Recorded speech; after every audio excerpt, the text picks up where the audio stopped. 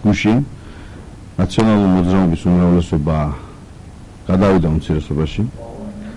რეალურად რას წუძუნებთ ხიაბა? გავჩერდი რა ხელა დავიწყო?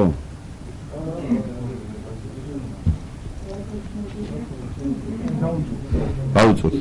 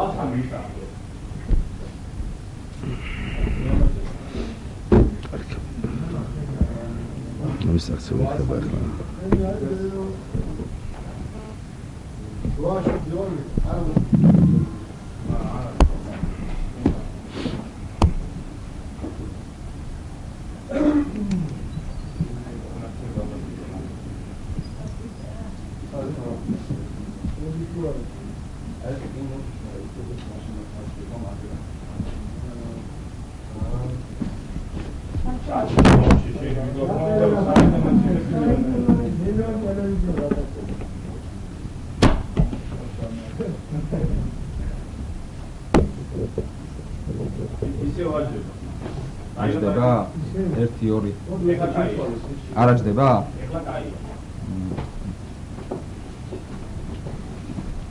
შეიძლება დაილება რა 1-2 3 4 5 6 აი არა უშო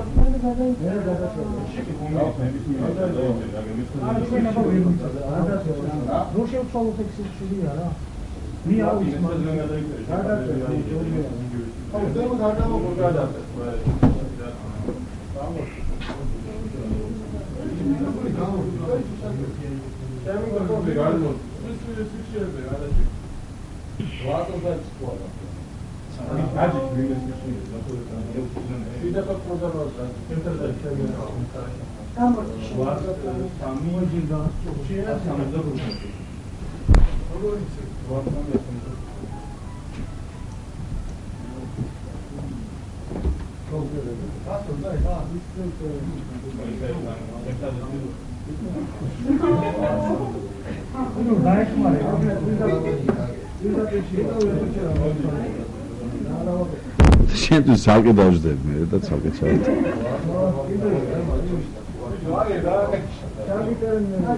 Orçaya mı düdücü bakalım?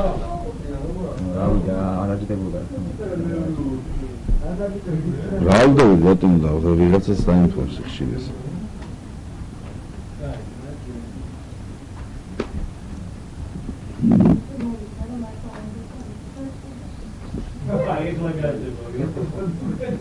Raul tişo.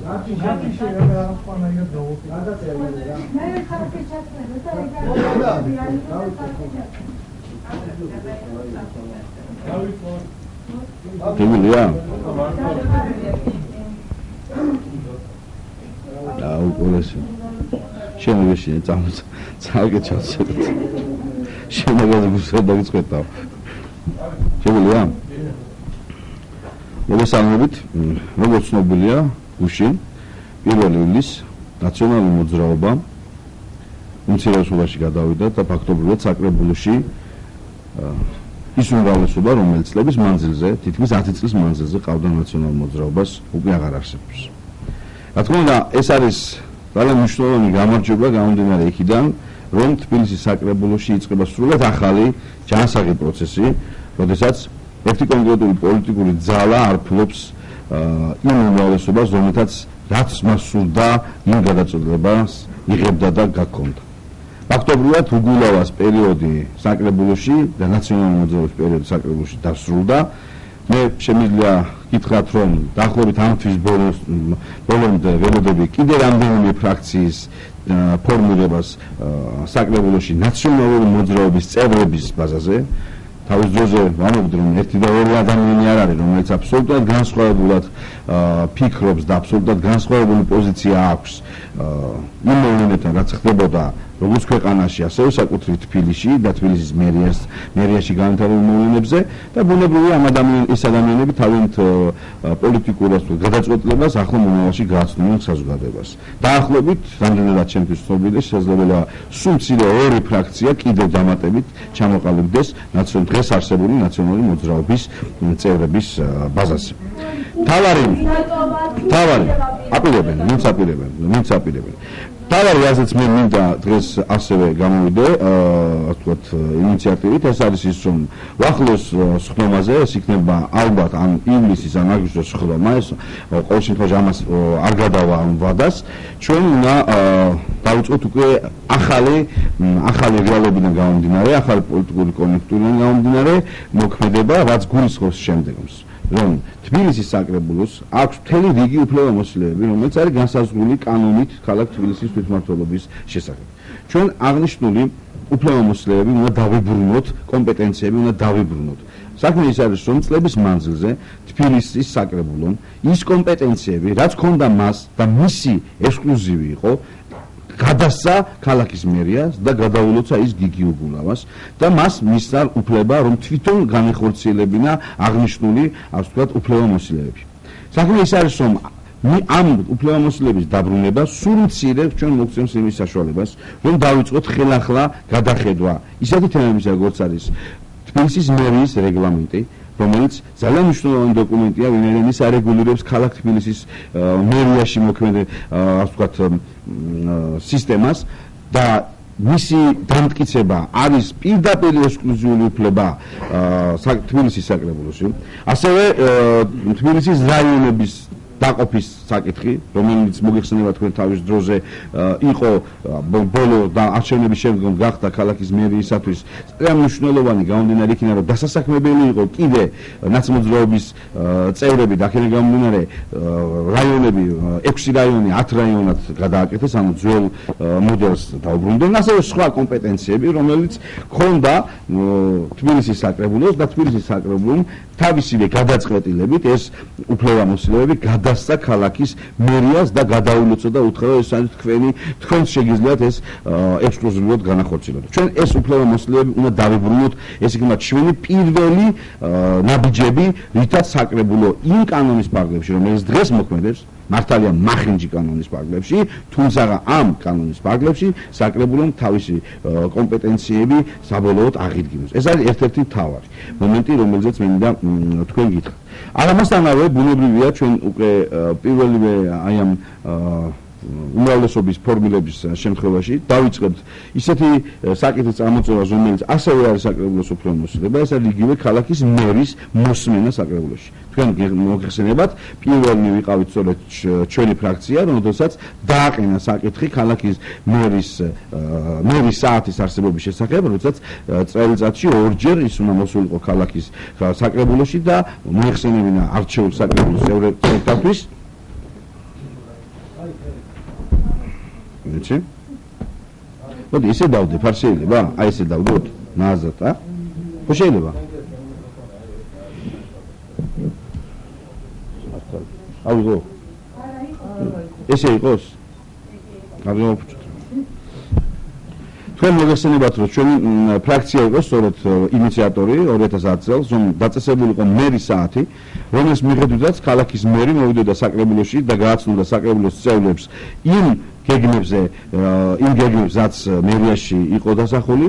ქალაქის მერი ერთხელ იყო მარტო მოსული საკრებულოში ამ ხნის მანძილზე. აი ეს არის რეალური სახე ნაცმოძრაობის მმართველობისა, როდესაც ქალაქის თვითმმართველობის ორგანოში ქალაქის მერი არ სკადრულობდა მოსვლას.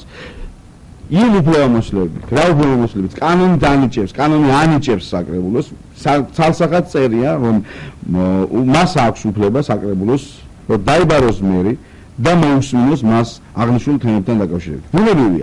ბუნებრივია, ჩვენ ამას გამოვიყენებთ და აუცილებელი იქნება, რომ მერის თანამშრომლები, აქ არ არის მარტო მერზე, მინდა ხაზი გაუსვა ამასთან დაკავშირებით, და ჩვენ გამოვიყენებთ ამ უფლებამოსილებას და როგორც მერს, ასევე მერის თანამშრომლებს უკვე საკრებულოში დაუბრუნებთ და იქ იქნება ასე ვთქვათ, მათ იქ უნდა მოგცენ ახსნა განმარტება იმ ყველაფერზე, რაც მერიაში ხდებოდა ბოლო ამ 3 წლის მანძილზე. და არა მარტო 3 წლის მანძილზე, ვინაიდან თქვენ იცით, რომ მე გუშინ მქონდა საუბარი ამ საკითხთან დაკავშირებით, ეს არის გრიფითს საიდუმლოების დადება მთელ დოკუმენტებზე. დაახლოებით 2006-2010 წლებში ბევრი ისე დოკუმენტს დაედო გრიფითს საიდუმლო, რომელიც დოკუმენტებიც ამ გრიფს არ იმსახურებს. ეს არის კონკრეტული ფინანსური დოკუმენტები, რომელთა გასაიდუმლოება პრინციპში არანაირ სახელმწიფო ინტერესში არ შედის. უბრალოდ ამ დოკუმენტებში არის აბსოლუტურად ლეგიტიმური ეჭვი, რომ ამ დოკუმენტებში იყო ფინანსური დარღვევები მერიისა, აქედან გამომდინარე, მას ქალაქის მერის გადაწყვეტილებით დაედო გრიფითს საიდუმლო, ვინაიდან კანონის თანახმად ეს ცნობილია კანონის თანახმად დოკუმენტს რომელსაც ადევს გრიფითს საიდუმლო ის არ შეიძლება და ვერ იქნება სასამართლოში განხილვის საგანი. აქედან გამომდინარე სწორედ იმისათვის რომ ვინმეს არ მოეხდინა აღნიშნული დოკუმენტებზე სასამართლოში სარჩელის შეტანა ამ დოკუმენტებს დაედოთ გრიფითს საიდუმლო. ჩვენ აი ამ თემებთან დაკავშირებით უკვე შეგვიძლია თამამ გითხრათ რომ საკრებულოში დავიწყებთ ახალ ეტაპს და რაც ყველაზე მთავარი მე მინდა დამერწმუნოთ ჩემს ამ შემთხვევაში ჩემს გულწრფელობაში რომ საკრებულო გაცილებით ცოცხალი იქნება ამ მერიდან ვიდრე ის იყო თუნდაც 2 წლის წინ თუნდაც 1 წლის წინ. საქმე ის არის რომ დღესდღეობისათვის საკრებულოში ძალთა ბალანსი ისეთია რომ უკვე ნებისმიერი გადაწყვეტილება უნდა მიდიოდეს დიალოგის რეჟიმში, ნებისმიერი გადაწყვეტილება უნდა მიდიოდეს ინტერფრაქციულ რეჟიმში და შესაბამისად რა თქმა უნდა ეს შემთხვევით არ არის ამის აღნიშვნა ჩემს მიერ რომ თბილისელებმა რეალურად თვითმმართველობა დაებრუნეს ქალაქში. ნაციონალური მოძრაობის 10 წლიანი ბატონობა დასრულდა და ამერიდან ფაქტობრივად იწყება ის, რასაც ნამდვილი ჭეშმარიტ თვითმმართველობა ქვია. ბუნებრივია ამას ჩვენ აუცილებლად უნდა მოვაყოლოთ და ამის ფუნდამენტი უნდა იყოს უკვე საქართველოს პარლამენტის მიერ მიღებული კანონი თვითმმართველობის შესახებ და შესწორებები თბილისის კანონმდებლობაში, ვინაიდან ის რაც არის თბილისის კანონი მე მინდა თქვენ აი შეგიძლიათ ვიზუალურადაც ნახოთ კი მთელი რიგი მუხლები რომელიც იყო ამ კანონში იქნა ამოღებული არც მეტი არც ნაკლები სააკაშვილის მმართველობის დროს ის მუხლები რომელთაც საკრებულო და მერია ფაქტობრივად იყვნენ თანაბარდი და ერთმანეთის კონტროლს უწევდნენ ეს მუხლებიც კი იყო ამოღებული და ფაქტობრივად სააკაშვილის მიერ განხორციელებული აი ამ ჭალებში რეფორმის შედეგად რომელიც 2004-2008 წლებში განხორციელდა ფაქტობრივად მივიღეთ ჩვენ საკრებულო რომელიც კასტრირებული საკრებულო რომელსაც ერთადერთი ფუნქცია დაუტოვეს ეს იყო ბიუჯეტის მიღება დანარჩენი უფლებამოსილება მთლიანად გადაესცა მერიას სიე რაც დაუტოვეს საკრებულოს უკვე საკრებულომ თავისივე გადაწყვეტილებით ის უფლებამოსილებები გადასცა დელეგირების სახით გადასცა მერეს და ფაქტობრივად თვითონ დაიტოვა მხოლოდ ბიუჯეტის მიღების საკითხი. ეს არის ძალიან ნათელი, ბუნებრივია ეს რეალობა უნდა მოისპოს. ჩვენ ახალი კანონი უკვე მოგცემს იმის საშუალებას რომ მომავალი არჩევნები 2014 წელს ჩავატარებთ უკვე ახალი გამართული კანონმდებლობით, სადაც მერიას საკრებულოს ექნება თავისი კომპეტენციები და ეს კომპეტენციები ერთმანეთს კი არ ასე ვთქვათ დატვირთავს ანალოგ პირიქით ერთმანეთის კონტროლს გაუწევს და საკრებულო ამ შემთხვევაში დაიბრუნებს იმ ფუნქციას რაც ნებისმიერ ცივილურ სამყაროში გააჩნიათ ადგილობრივი თვითმმართველობის ამ სახის ორგანოებს.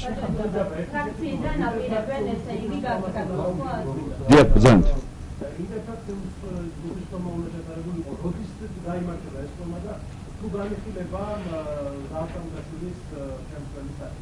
ინტერფრაქციული ჯგუფის სხდომას ჩვენ ვატარებთ პერმანენტულად. ეს სხდომები იმართება თითქმის კვირაში ერთხელ, ორ კვირაში ერთხელ ყოველას აუცილებლად. ჩვენ ეს არის ის ორგანო, სადაც შედის როგორც უშუალო ქართული ოცნების კოალიციაში შემავალი პოლიტიკური პარტიების და პოლიტიკური ჯგუფების ფრაქციები, ასევე ის დეპუტატები, საკრებულოს წევრები, რომლებიც არ არიან კონკრეტულად რომელიმე პოლიტიკურ პარტიასთან გაწევრიანებული, თუმცა იზიარებენ ქართული ოცნების პოლიტიკურ კურსს და ასევე დამოუკიდებელი დეპუტატები. ჩვენ ამ რეჟიმში მუშაობა დავიწყეთ დაახლოებით უკვე 3 თვეა და ბუნებრივია აღნიშნული ინტერფრაქციული ასე შეკრებები გრძელდება. რა თქმა უნდა, გუშინდელი მოვლენებისგან გამომდინარე ჩვენ უახლოეს რამდენიმე დღეში გვექნება ასეთი ინტერფრაქციული შეხვედრა, სადაც ჩვენ ყველა ერთად დავსწრებით, უკვე გვექნება გავიაზრებთ ყველა დეტალს. თავარი მე მინდა იცოდეს საზოგადოებამ არის ერთი. თავარი არის ერთი, რომ ნაციონალურ მოძრაობამ უმრავლესობა დაკარგა. ის თუ როდის იქნება თავმჯდომარე გადარჩეული თუ დადგება ეს საკითხი, ეს არ არის თავარი საკითხი. ეს არ არის ის საკითხი, რისთვისაც ამ შემთხვევაში შეიძლება თბილისელებთან წარსდგე. ეს არის მეორადი, მესამე საკითხი. ეს ამ შემთხვევაში ნაცმოძრაობისთვის იყო თავარი, რომ შეენარჩუნებინათ სამადაშვილისთვის კამი და ამიტომ გააკეთეს ის შილმა და ის რაღაცა ფანდი სპექტაკლი დადგეს, რომელიც 3 თვის წინ განხორციელდა თვითონ ნაციონალურ მოძრაობამ დააყენა სამადაშვილის გადაყენების საკითხი. მე თვითონვე ჩააგდეს ეს თემა და ამით სამთვიანი ასე ვთქვათ ვადა გაუხანგრძლივეს სამადაშვილს. ეს არის მეორე საკითხი. თავარი არის ის, რადგან მე გესაუბრეთ, რომ ჩვენ ამიერიდან დავიწყოთ საკრებულოს როლის გაზრდა ქალაქში, ეს ერთი და მეორე დავიწყოთ კონტროლი, რაც ყველაზე მნიშვნელოვანია, დავიწყოთ კონტროლი თვითონ საკუთრივ მერიის სამსახურების მიმართ, იმიტომ რომ რაც ხდებოდა აი ამ უკონტროლო პერიოდში მერიაში, ეს თვითონმა თქვენგანმა ნათლად დაინახეთ აი იმ მასალების გამოქვეყნებით, რაც ძალოვნება გამოაქვეყნეს მერიასთან მიმართებაში.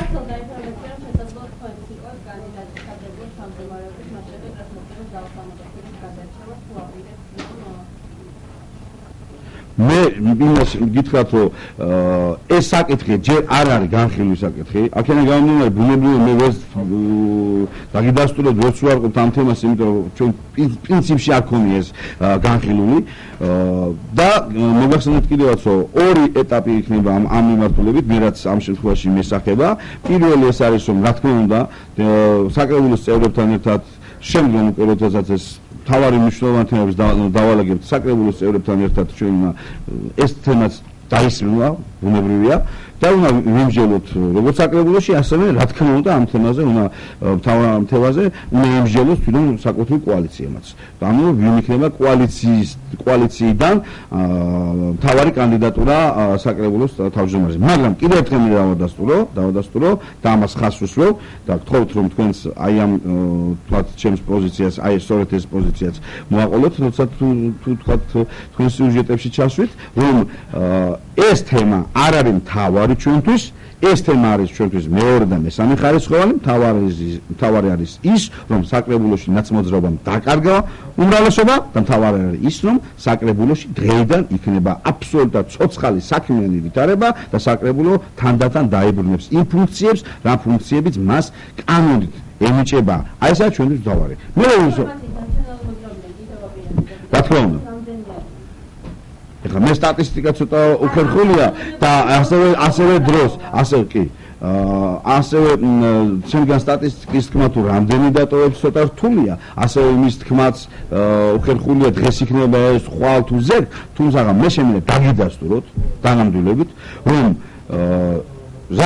რაც ინფორმაციაც მე მაქვს, სულ მცირე ორი ფრაქცია კიდევ უნდა გამოიყოს ნაციონალურ მოძრაობას უახლოეს მომავალში და რა თქმა უნდა ეს არის ძალიან ორი ფრაქციის ჩამოყალიბება, ეს არის საკმაოდ ესეთი პროცესი, ღვების პროცესი, ვინაიდან ნაციონალურ მოძრაობა დღესდღეობისათვის ფაქტობრივად არის დაშლილი. დღეს თუ იქ რამე პოლიტიკური ძალა ინარჩუნებს ვითომ და ბჭყალებში ერთიანობას, ეს არის მთლიანად დამოკიდებული არა პოლიტიკურ ერთიანობაზე, არამედ მთლიანად ეს არის დამოკიდებული ადამიანურ ურთიერთობებზე, იმიტომ რომ წლებია ეს ადამიანები ერთად არიან და რა თქმა უნდა რაღაცა პიროვნული ნაბიჯის გადადგმის უჭირს. თუ არა ისე დიახ, სულ მცირე ორი ფრაქცია უნდა ჩამოყალიბდეს ნაციონალურ მოძრაობის ბაზაზე.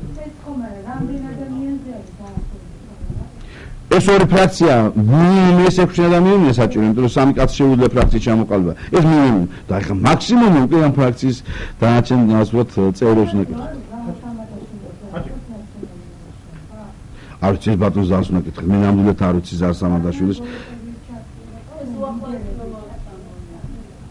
ეს რაც მე მოგახსენებთ ფრაქციებთან დაკავშირებით, ეს არის ის პროცესი, რა პროცესიც ალბათ უახლოეს მომავალში დასრულდება.